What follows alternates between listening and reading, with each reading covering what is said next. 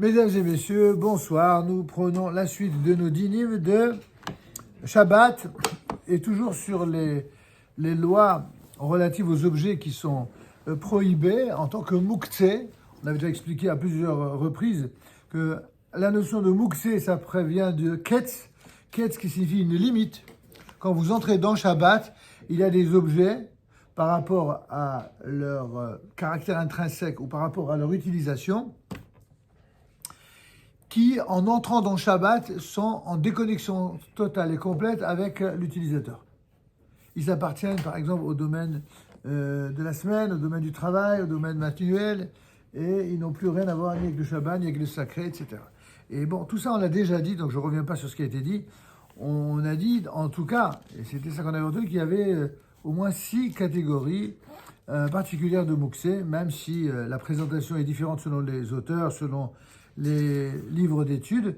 En tout cas, ici, dans cet ouvrage que j'aime à vous présenter, les fondements du Shabbat, du Rav Yosef Luria, qui a fait un travail remarquable et qu'on utilise de temps à autre, en tout cas ces derniers temps, notamment pour les Melachot de Shabbat. D'accord ?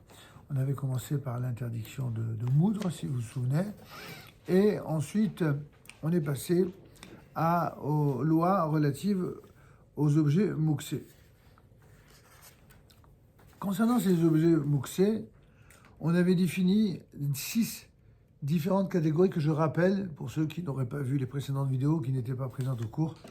Il y a d'abord, première catégorie qu'on a longuement développée, c'est les objets de grande valeur.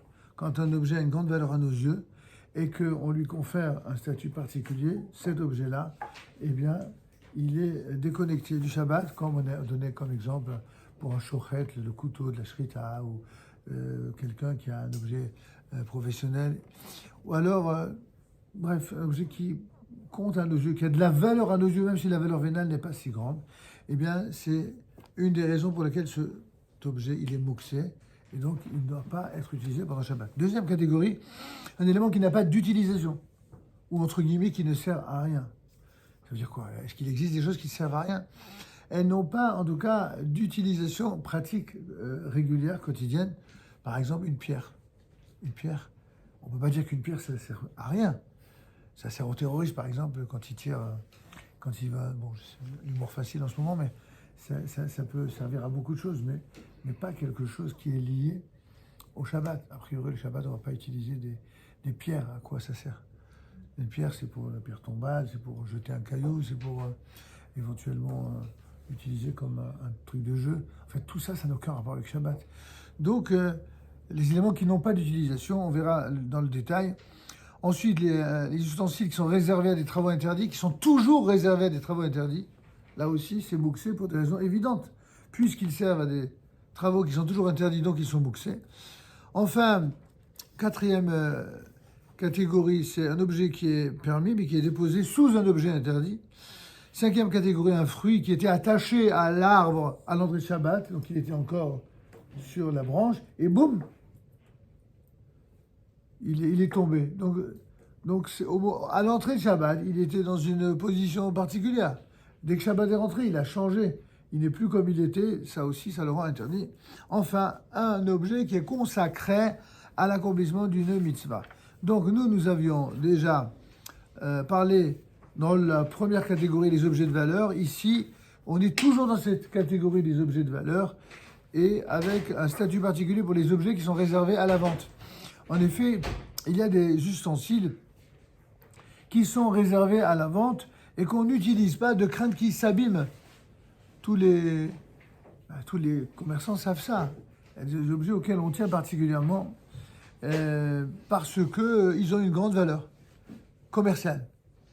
Ils ont une valeur vénale, même si pour le coup, c'est pas contrairement à la première catégorie, c'était une valeur affective. Là, il ne s'agit pas d'une valeur affective, mais d'une valeur vénale.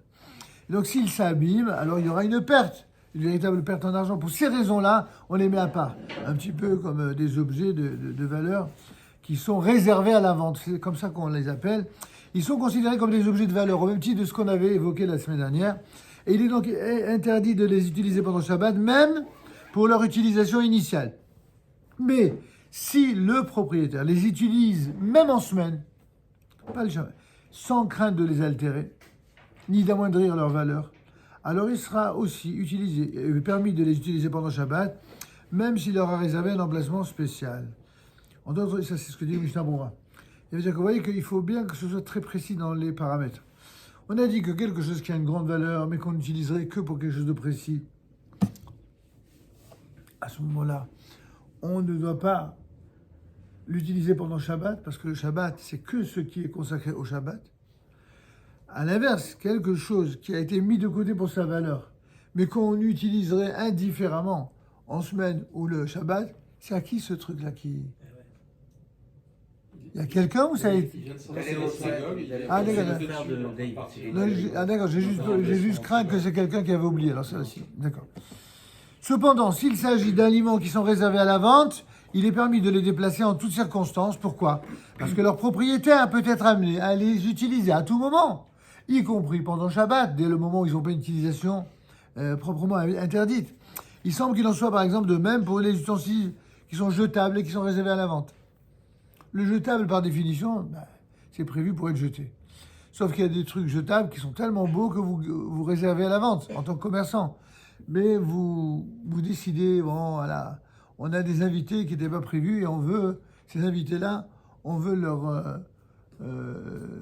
les honorer, on veut leur faire cavole. Il n'y a pas d'interdiction de sortir un service jetable, même si c'est de qualité, même si c'est réservé à la vente.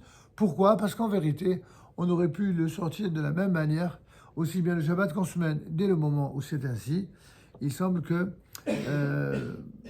ce soit évidemment permis aussi pour Shabbat.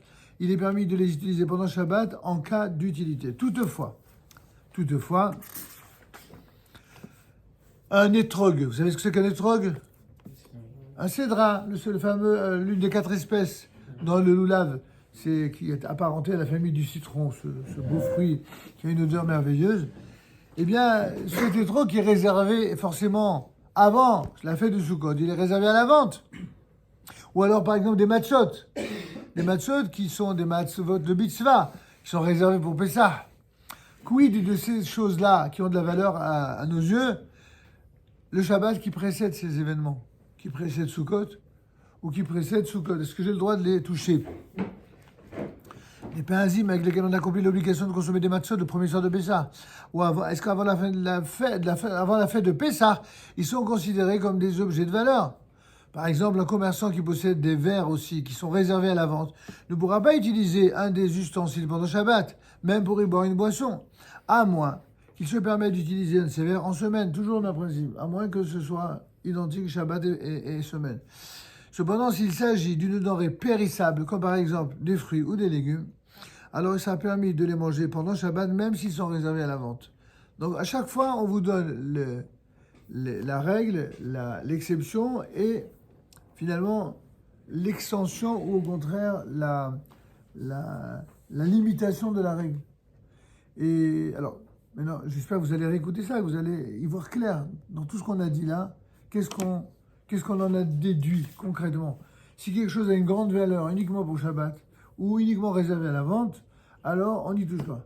Néanmoins, si cette même chose qui a une grande valeur et qui est réservée soit à la vente, soit au contraire uniquement pour Shabbat, si malgré tout on l'utilise aussi en dehors du Shabbat, ce sera permis. C'est clair?